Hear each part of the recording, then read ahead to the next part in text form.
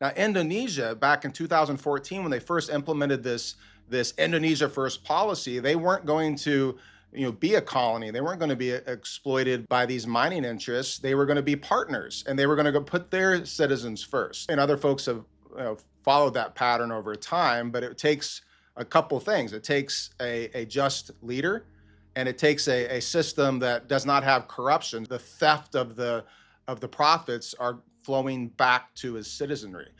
That is, to do something like that in Indonesia, that should be a model for other nations. It should be a model for everything that we do. You have resources. Every war is fought over resources. It's not about religion. It's about some pretext to get access to the resources.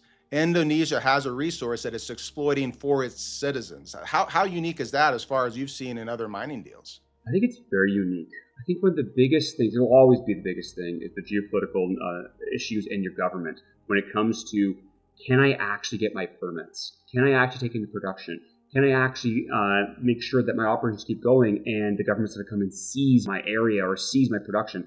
That's never happened in the history of Indonesia for all of its nickel industry. Nothing has ever been seized unless, and I'm happy by this, recently, even the larger players were mining in areas they did not get approval by the Ministry of Forestry, meaning that they should not go there. They did not get the approval. They had that. It's that, but it's also, there's a reason why there's that ministry to make sure that you're mining in a responsible manner for the environment.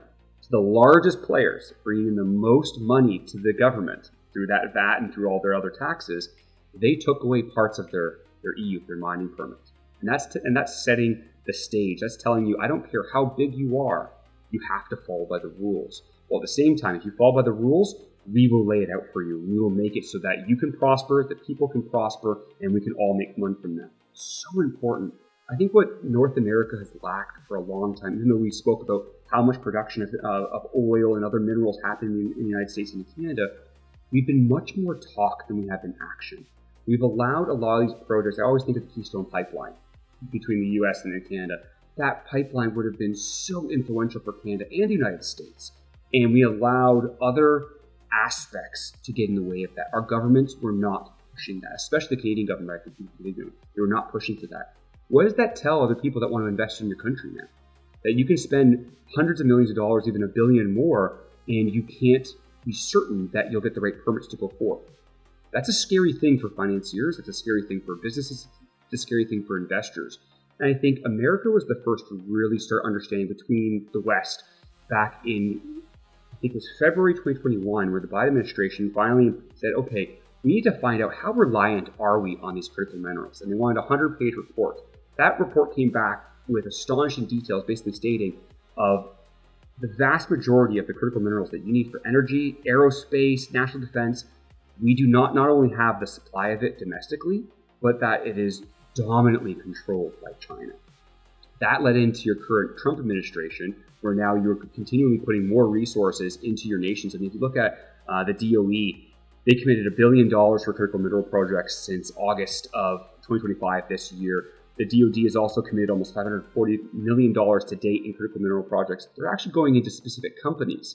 The DoD invested $35 million in a company called Trilogy Metals, a Canadian company. So you're also seeing cross-border investment because America and now Canada, and I believe all of the West realizes, yes, it's America first. You need to bring that refinery and manufacturing back to the country.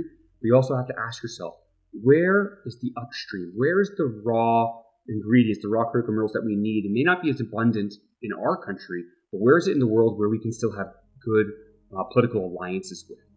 Indonesia is one of those countries. Brazil is one of those countries. Peru and Chile, all for their own reasons. This is where we need to do, I think, what China has done for the last several decades. They saw an opportunity, they put their checkbooks and they put their money behind it. Now it's time for us to do the same, and we're playing catch up. But that doesn't mean that we can't catch up.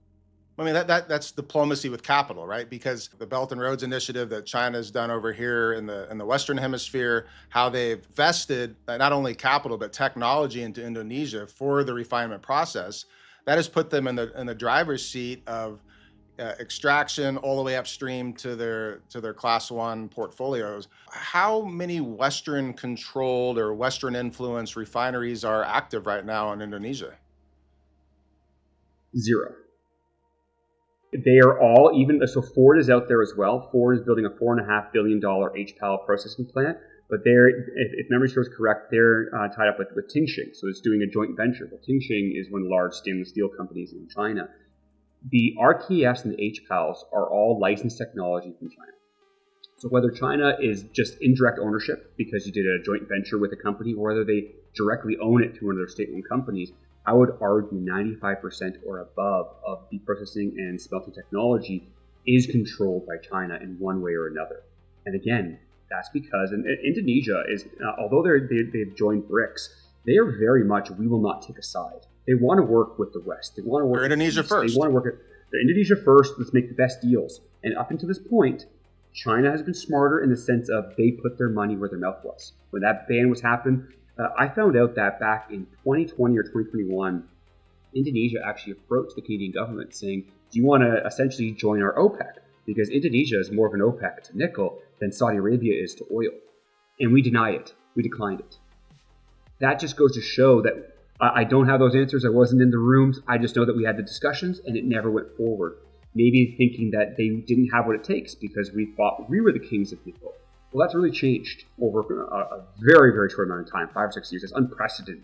So we need to make sure that moving forward, we find access to this. So our goal, if I can just do it really quickly, is that we want to go in there and become producers. We want to become traders. We want to start building our footprint there. But also, we want to start building relationships with possible alternatives or various different processes or processors or smelters that are not controlled by an FEOC, a foreign entity of concern, so that we can have a full supply chain that we can then start bringing back to the West as well, which I know Indonesia wants to find. They want to diversify, just like how the United States, Canada, everyone right now is looking to diversify where they're trading with or who they're trading with and how much.